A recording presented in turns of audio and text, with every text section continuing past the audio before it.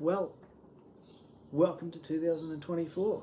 It has been a long time between videos. I have no idea what I'm up to, so I'll go with Weekly Word 62.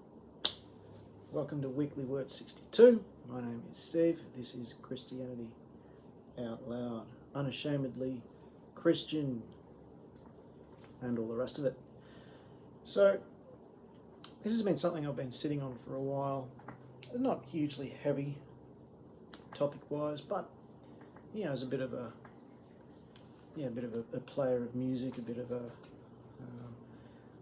drummer, guitarist, that sort of thing. I've been, I guess, fascinated / disappointed / dismayed / now, don't care and hope they fade into irrelevance as one, possibly two of these bands will do. Now, they're just some bands that I used to like. You get that reference there. If you don't, that's alright. I'm talking about Green Day, Offspring, and Rage Against the Machine. Why those three bands? Well, for me, and I missed the start of the punk era, so whether Green Day and Offspring were really part of that initial punk, or whether they stood on the shoulders of giants, which they probably did. Rage Against the Machine were also, not punk, but the name says it right there. They're raging against the machine. What I used to love about those three bands is that they were unashamedly anti-establishment, and that was what drew people like me to them. Even as a Christian man, I'm not ashamed to say I was a big fan of Green Day, big fan of Offspring, big fan of Rage Against the Machine. We were all blasted killing in the name of. We've all learnt that riff on guitar and on bass, that little augmented, or what would you call it, a minor ninth, I think, interval at the start, with the cowbells, then into the main driving guitar riff before it hits that halftime groove there. We've all played it. We all know it. Offspring. We've all played The Kids Aren't Alright. We've all played, Gotta Keep Them Separated. We've all learnt them. We all learnt Green Day, Time of Your Life. That's probably the start of their sort of drifting into more mainstream, ballad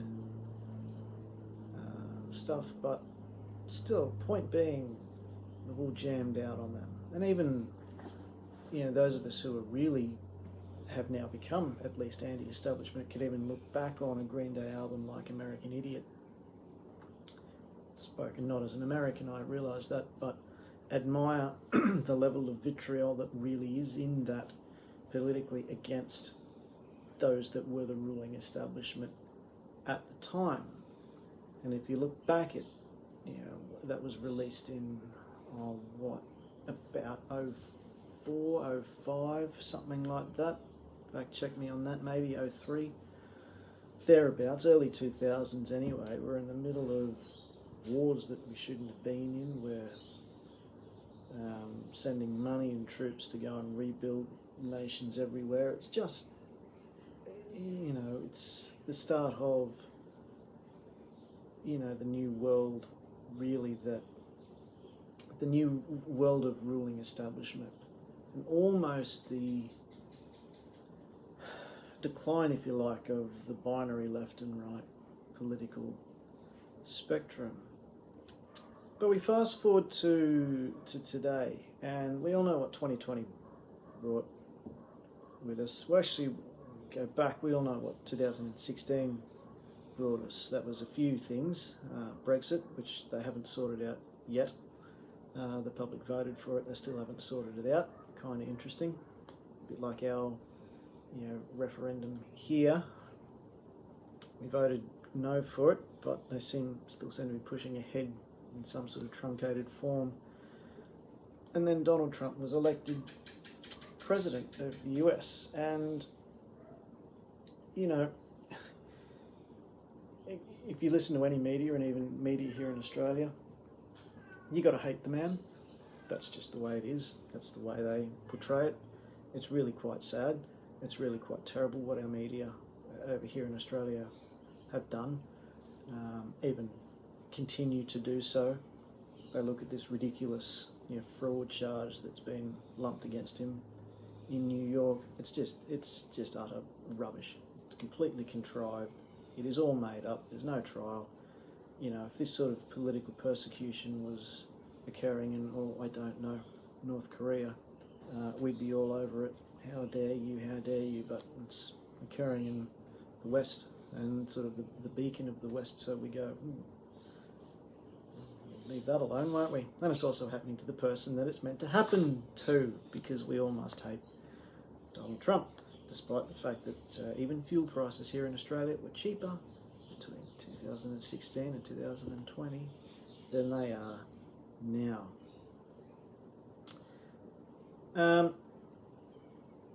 So those things occurred, right? And then 2020 came along and we had COVID. And, people blame COVID for a lot of things. I don't. COVID is a virus. It is an indiscriminate, inanimate, if you like, not inanimate, but point being, it doesn't make decisions. It is a virus. It is what it is. I can be angry at it, but it actually doesn't do anything that would affect me. COVID didn't lock down schools and keep children at home. COVID didn't insist upon mask mandates or vaccine mandates. COVID didn't close small businesses down. COVID didn't do any of those things. COVID didn't kill anywhere near as many people as we were led to believe. COVID is a thing. Government, and by proxy media, called for all of those things. And if you simply were on the side of, hey, I don't think you should mandate medical choices, I think you should leave it up to the individual, then you were an anti-vaxxer and you were anti-science and you were going to kill grandma and all of that. And I've spoken at length about that here on this channel before. Go back and look at previous videos. The one I admire is, not the video, but the circumstance I admire was the Samaritan's Purse, who were very happy to go and send Christians over to Democratic Republic of Congo, I believe it was, where they were, amongst providing aid, were fighting a malaria outbreak, and malaria, I think, over there had something like a 50 or 65% kill rate, mortality rate. So if you got it, chances were you were going to die. But over here, our churches all shut up shop because of a mild flu, essentially, and bowed down to the God of government rather than the God of the Holy Trinity. Anyway, I digress. My point being, back to those three bands, is really funny to look at their progression from being anti-establishment, anti-authority, to fighting on behalf of the establishment and on behalf of the authority. And the one thing about COVID, I think the good thing, if I can say that, is that what it did was it showed a lot of people for who they really are, here in Australia and in the West in general. And Victoria had some of the longest lockdowns in the world. There's an insect flies by. Oh, green sheets everywhere because we're still renovating here. One is home renovations. Let me tell you. Anyway, I digress. So Victoria had the longest shutdowns. Melbourne, thanks Daniel Andrews, who's now He resigned and slunk off to live on his parliamentary pension for the rest of his life. Western Australia shut their borders, unconstitutional. You can't do that according to the Australian Constitution. But they did it anyway, and the federal government was that weak and feckless. They just rolled over and said, oh, and the High Court, Queensland shut the borders. You can't do that. Not according to the Constitution, but federal government and High Court just rolled over. So we had these things everywhere. And the things that really stood out for me then was someone like the Offspring redoing Gotta Keep 'Em Separated, you know, you gotta go get vaccinated. And they're thinking at that point in time, okay, why? It's the establishment, it's the authority pushing this. Aren't you supposed to be punk? Isn't punk inherently anti-establishment and anti-government? And then what they do, this is the Offspring, is they fire their drummer, Pete Parada. Been their drummer for 13 or 14 years, released a few albums, really close, families knew each other, all of that. And his doctor advised him to not get the vaccine because he had a pre-existing medical condition that the vaccine was going to make significantly worse. That's what I would have thought is a fairly legitimate reason. No, sacked, fired, gone. Rather than standing up to the establishment, rather than being the push back for these authoritarian, totalitarian, you know, style rules and regimes, rather than being that fight, rather than going, hey, we want to bring concert into your country and a tour into your country. It's going to generate however many millions of dollars. It's going to stimulate how many jobs in the entertainment industry that has suffered over the past little while. The only way we're doing that is if you can let our drummer come, who can't get back. No, Offspring just rolled over. Dexter Holland lost me. Okay, kicked Pete Parada out. Just managers shouting at him. Nothing. Excommunicated. Done, dusted. I go, wow. I guess under adversity we see the true colours shining through, if you were to have another musical reference. Same with Green Day. You know, okay, I get the don't want to be an American idiot, don't want a part of a redneck agenda. I get that. I absolutely get that. Why would you want to be a part of the war machine? Why would you want to be a part of the military industrial complex that just goes nation conquering and nation building? In wars, in countries that are halfway around the other side of the world in the name of, quote, freedom. Of course, referring to however many years we collectively, as the West, Australia too, spent in Iraq, in Afghanistan, Iran and Iraq prior to that. And now we've got people like Nikki Haley who would quite happily blow up Iran if she ever got near the White House.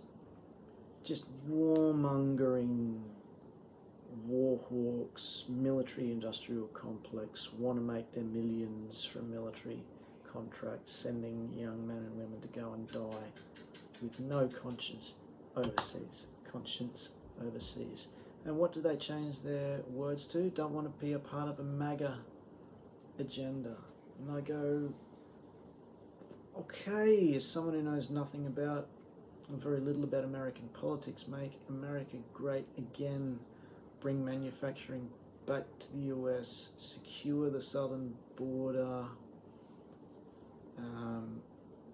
become energy independent, lower fuel prices by recommencing the drilling of oil and all of the natural resources that the US have. That's the MAGA agenda. Don't want to be a part of a MAGA agenda. Well, as opposed to what? What agenda do you want to be a part of? One that sends billions of dollars to the Ukraine? One that wants war with Russia? One that wants no border, like one that is a globalist corporate governmental agenda? What happened to the rebellious? We're fighting against government and against bureaucracy. You lost me because you don't know what you're fighting for. You just flip-flopping and are either willfully or uneducatedly ignorant. And that just saddens me. And then Rage Against the Machine, that really their name, and they're not playing any more statements from the members for no real reason, I guess, whether they couldn't get on the same page, who knows. I'm glad that they will fade into obscurity now, because really they, for the past 4 or 5 years, their name should not be Rage Against the Machine, their name should be Rage on behalf of the machine. I mean, Tom Morello is essentially a communist. Tom Morello is not essentially a communist. Tom Morello is a communist, okay? And if you don't believe me there, go and check out his signature effects pedal. I believe it's made by Dunlop. There's a quote by, I get this wrong, it's either Lenin or Stalin on the pedal. And you go, why? Do we know what communism did? Do we know how many people communism killed? From Russia through to North Korea, through to Cuba, through to Venezuela. Shall we go back and revisit Cambodia and Pol Pot and the Khmer Rouge? Everywhere this ideology goes, millions of people suffer and die. And Rage Against the Machine are supporting this ideology. Maybe that's what forced them to collapse in general, in the end. Who knows? All I can say is if they're not touring anymore and they're done, it saddens me on one hand, but on the other hand, if you're going to quote out and out dictators on effects pedals, hey, you know, you deserve to not go and play on tour, because that message that you are sending is just a bad one. It's a terrible one, in fact. So that's been really weighing on my mind.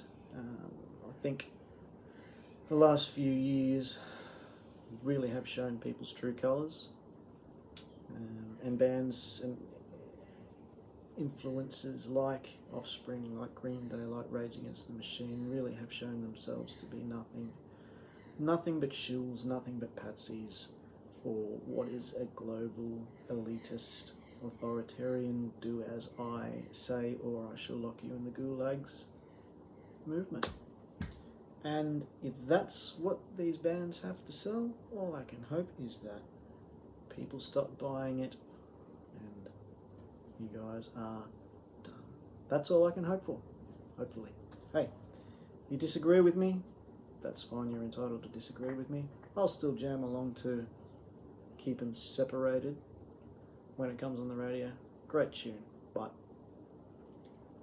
as far as their future, I hope it is just fading away into the shell of what they once were.